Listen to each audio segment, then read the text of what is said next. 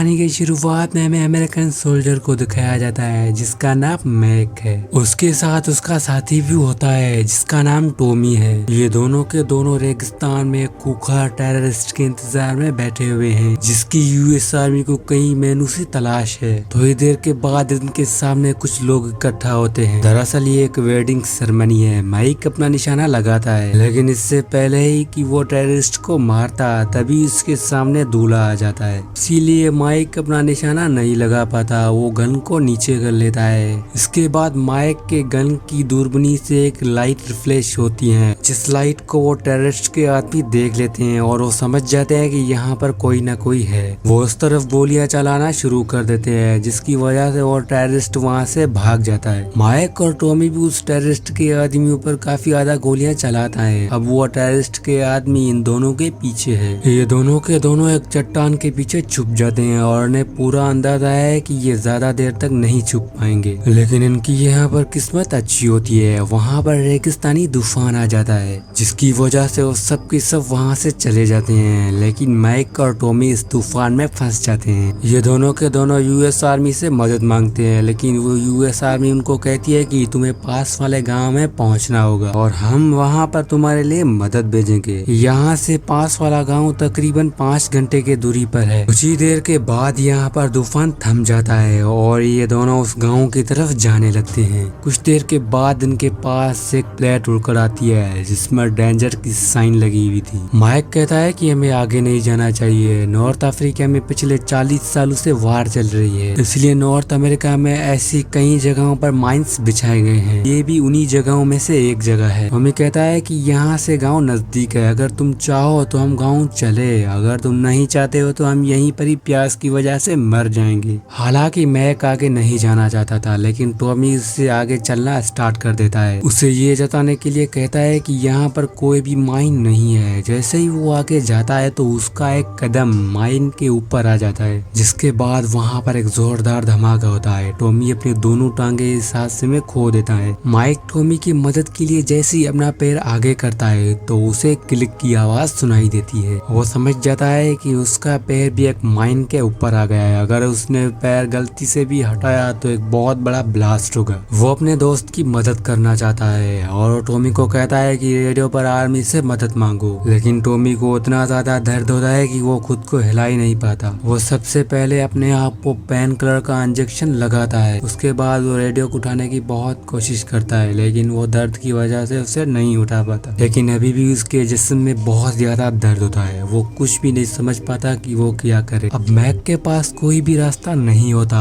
वो अपने दोस्त को ऐसे मरते हुए नहीं देख सकता, इसीलिए वो टॉमी को कहता है कि इस माइन पर रंग लग चुकी थी, अब मैं इससे अपना कदम हटा रहा हूँ। हो सकता है कि मेरे पैर हटाने से नहीं ब्लास्ट हो, लेकिन टॉमी उसे कहता है कि ऐसा मत करना, तुम्हें जिंदा रहना है। लेकिन टॉमी नहीं चाहता कि उसका दोस्त अपनी जान ले, इसीलिए वो अपने जेब से गन निकालता है और खुद को शूट करने से पहले वो अपने दोस्त को कहता है कि तुम्हें जिंदा रहना है। ये कहने के बाद वो खुद को शूट कर देता है और मैक को उस बात से बहुत ही दुख होता है। अब वो यहाँ पर अकेला रह चुका है। उसे कुछ भी समझ में नहीं आता कि वो क्या करे। फिर वो अपने माइंड को रिलैक्स करता है। फिर वो अपने बैग को एक कुल्हाड़ी से खींचता हुआ अपनी तरफ ले आता है। वो जैसे ही रेडियो को चेक करता है तो उसकी बैटरी पूरी तरह से लो है और एक बैटरी रेडियो की टॉमी के जेब में है। लेकिन माइक रेडियो की बैटरी सोलर एनर्जी से चार्ज करता है। इसके बाद वो अपने बेस पर कॉल करता है और यहाँ की सारी सिचुएशन उन्हें बताता है। वो कहता है कि मेरा साथी भी यहाँ पर मर गया है और मैं यहाँ पर फंस गया हूँ। उसका असिस्टेंट उन्हें कहता है कि तुम जिस जगह पर हो वहाँ पर इस वक्त बहुत रेगिस्तानी तूफान चल रहे हैं, इसीलिए हम तुम्हारी तरफ एक हवाई जहाज नहीं भेज सकते। थोड़ी देर के बाद हम तुम्हारी तरफ मदद भेजने की पूरी कोशिश करेंगे और उस टीम को तुम्हारी तरफ पहुँचने में तकरीबन 52 घंटे लगेंगे। मतलब कि माइक को 52 घंटे यहाँ पर उठकर रहना होगा। माइक अपने सबसे अच्छे दोस्त टॉमी की मौत से बहुत ही अपसेट होता है और उसे कुछ भी समझ में नहीं आता कि वो क्या करे। तभी वो जैसे ही पीछे की तरफ देखता है तो एक बहुत बड़ा रेगिस्तानी तूफान इनकी तरफ आ रहा था। वो अपनी गन जमीन में दस लेता है ताकि वो हवा में नहीं हिल पाए, क्योंकि यहाँ पर तूफानी हवाएं इतनी तेज होती हैं जो इंसानों को भी उड़ाकर ले जाती हैं। अब मैक की तरफ तूफान पहुँच जाता है। उसने अपने मुंह पे एक कपड़ा लपेट लिया और साथ ही उसने अपने आप को पूरी तरह से मजबूत कर लिया। और जब तूफान थमता है तो वो जैसे ही अपनी आंखें खोलता है तो उसकी दोस्त की डेड बॉडी उड़कर उसके पास आकर गिरी। वो टॉमी की जेब से रेडियो की बैटरी निकालता है, लेकिन इसकी किस्मत यहाँ पर अच्छी नहीं होती क्योंकि इसकी रेडियो का बैग अब इनसे बहुत दूर उड़कर चला गया। लेकिन अब इस बैटरी का कोई भी फायदा नहीं है, उसे 52 घंटे यहाँ पर रहना है। अब उसका पानी भी यहाँ पर खत्म हो गया है। लेकिन जैसे जैसे वक्त गुजरता जा रहा था उसकी हिम्मत टूटती जा रही थी। वो आसमान में अपने गन से काफी ज्यादा फायर करता है और मदद के लिए भी पुकारता है, लेकिन यहाँ पर कोई भी नहीं आता। अब वो डिसाइड करता है कि वो खुद को मारेगा।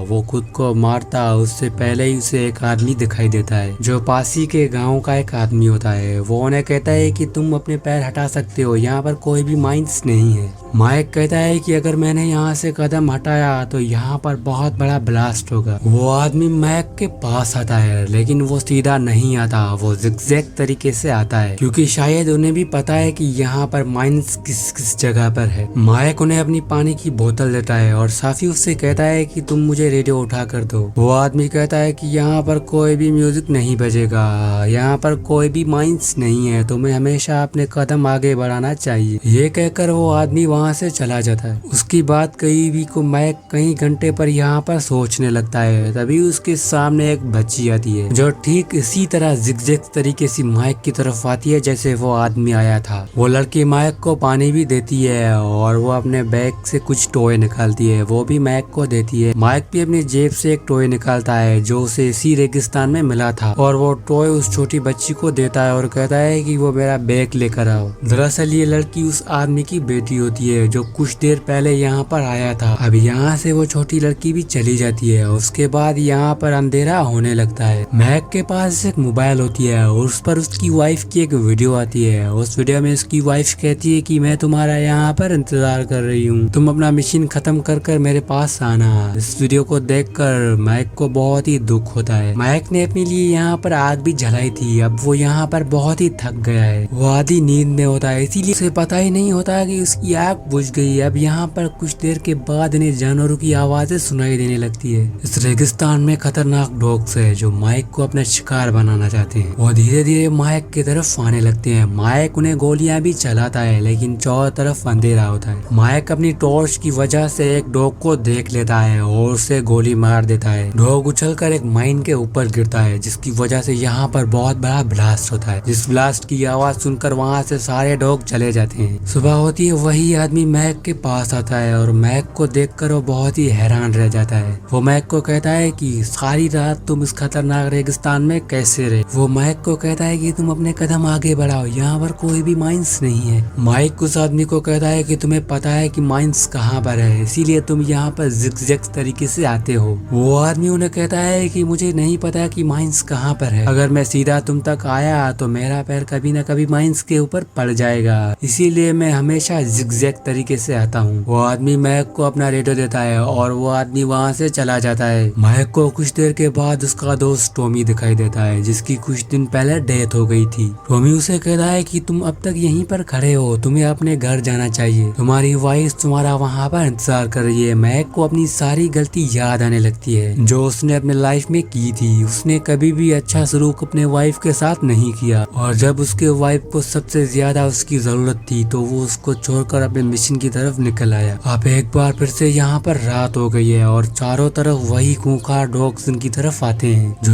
एक रात पहले माइक को मारना चाहते हैं। वही डॉग्स माइक के ऊपर हमला कर देते हैं। माइक सारी रात उन डॉग्स से लड़ता है और उन डॉग्स में से कई डॉग्स को वो मार देता है। सुबह जैसे होती है, माइक अपने घड़ी को देखता है और जो मदद उनकी तरफ आने वाली थी उनको अभी भी 7 घंटे लगेंगे। मतलब माइक को उस रेगिस्तान में बसते हुए तकरीबन 45 घंटे हो गए हैं। इन 45 घंटों में वो एक ही जगह पर है, उसने अपना कदम भी नहीं वहाँ से बढ़ाया। अब माइक के पास उसके सीनियर का कॉल आता है और उन्हें बताया जाता है कि जो मदद तुम्हारी तरफ आने वाली थी वो टीम अब वक्त पर नहीं पहुँच पाएगी, उसे तकरीबन 10 घंटे लगेंगे। यानी कि मैक को अब पूरे 17 घंटे यहाँ पर रहना होगा। वो मैक से पूछते है कि क्या तुम ये कर सकते हो। मैक कहता है कि नहीं। माइक का सीनियर कहता है कि कोई तुमसे बात करना चाहता है और दूसरी तरफ उसे अपनी वाइफ की आवाज सुनाई देती है। वो अपनी वाइफ से माफी मांगता है। वो कहता है कि मुझे यहाँ पर नहीं आना चाहिए था, मुझे तुम्हारे साथ रहना चाहिए था। वो कहता है कि मैंने अपनी जिंदगी में बहुत सारी गलती की है और वो सब मुझे नहीं करना चाहिए था। मैंने अपनी जिंदगी के सारे वादे तोड़े और अपने खुशियों वाले पल हमेशा इग्नोर की। अब कुछ देर के बाद माइक को उसकी वाइफ सामने सोफे पर बैठती हुई दिखाई देती है। वो अपने वाइफ के ऊपर हाथ बढ़ाता है, लेकिन वो बहुत ही थका हुआ था। वो नीचे गिरने वाला था, लेकिन उससे पहले कि उसका पैर माइंड से हटे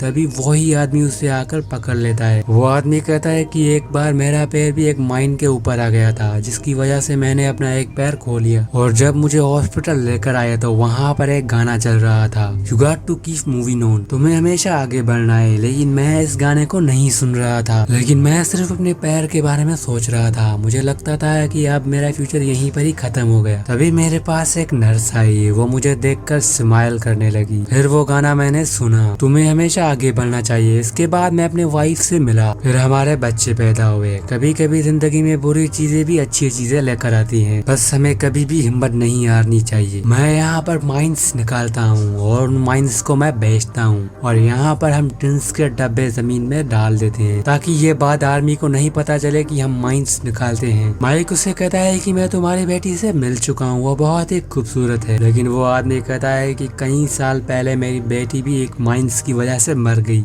ये सिर्फ मेरा एहसास है जो तुम मेरी बेटी को मेरे साथ देख सकते हो। इस जिंदगी ने मुझसे बहुत कुछ छीना है, लेकिन जिंदगी कितनी भी बेरहम हो, हमें हमेशा आगे बढ़ना चाहिए। इसके बाद वो आदमी वहाँ से चला जाता है। माइक को उसके साथ उसकी बेटी भी दिखाई देती है। अब ये धीरे धीरे वहाँ से मिट जाते हैं। माइक को इसके बाद दोबारा वहम होना शुरू हो जाता है जब उसके डैड उसको और उसकी मॉम को मारते थे। काफी उसे वो पल भी याद आता है जिस वक्त उसकी मदर अपनी जिंदगी की आखिरी सांसें ले रही थी। उसकी मॉम भी उसे ये कहती थी कि तुम्हें हमेशा जिंदगी में आगे बढ़ना है। लेकिन माइक का वहम बहुत ही जल्दी टूट जाता है, उसे एक गोली लगती है। दरअसल वो जिन लोगों को यहाँ पर मारने आया था उन लोगों ने उन्हें ढूंढ लिया। वो सब मैक को गोलियां मारने लगते हैं। मैक यहाँ पर बहादुरी से उनका मुकाबला करता है। वो एक एक करके उन सभी को मार देता है। तभी उसकी गन की गोली खत्म हो जाती है, लेकिन ये मैक का वहम होता है। वो जैसे आगे देखता है कि उसका फादर है। मैक का फादर उसके गले लगता है और मैक ये सोचने लगता है कि जिन लोगों से उन्हें जिंदगी भर नफरत थी और वो लोग उनसे प्यार करते थे, अब मैक के आर्मी वाले लगभग उसकी तरफ पहुंच गए हैं। लेकिन रेगिस्तान की वजह से वो मैक को नहीं देख सकते हैं, क्योंकि जब यहाँ पर रेगिस्तान में एक गाड़ी चलती है बहुत ही धूल निकलती है, जिसकी वजह से कुछ भी नहीं दिखाई देता। माइक के पास लोकेशन बताने के लिए सिर्फ एक ही जरिया है, वो है फ्लेयर गन, जो उसके कुछ ही दूर पड़ी हुई थी, और उसे उठाने के लिए उन्हें कदम आगे बढ़ाना चाहिए था, नहीं तो वो यहीं पर ही भूखा और प्यासा मर जाएगा। उसे उस आदमी की बात याद आने लगती है कि जिंदगी में हमेशा आगे बढ़ना चाहिए। मैक अपनी पूरी हिम्मत करता है और एक कदम आगे बढ़ाता है। वो जैसे ही एक कदम आगे बढ़ाता है तो पीछे कोई भी ब्लास्ट नहीं होता। मैक ये सब देखकर बहुत ही हैरान रह जाता है। वो जैसे ही उस जगह को खोदता है तो वहाँ से एक टिन का डब्बा निकलता है। जैसा कि उस आदमी ने कहा था कि हम यहाँ से माइन निकाल कर उसकी जगह पर टिन के डब्बे रख लेते हैं। और माइक जब उस डब्बे को खोलता है और उसमें से एक रेंजर का टॉय निकलता है। माइक उस जगह पर लेट जाता है। वो पिछले 62 घंटे से यहाँ पर खड़ा हुआ था। माइक के इस एक्सीडेंट ने उसकी पूरी लाइफ ही चेंज कर ली। और वहाँ पर एयरपोर्ट पर उसकी वाइफ उससे मिलती है। वो जैसे ही अपने वाइफ के पास आता है तो वो अपने घुटनों पर बैठ जाता है, क्योंकि अब उन्हें जिंदगी की इम्पोर्टेंस का पता चल गया है। हालात कैसे भी हो, इंसान को हमेशा आगे बढ़ना चाहिए। कभी कभी जिंदगी में बुरी चीजें भी अच्छी चीजें लेकर आती हैं, जिस तरह माइक की जिंदगी में वो आदमी लेकर आया।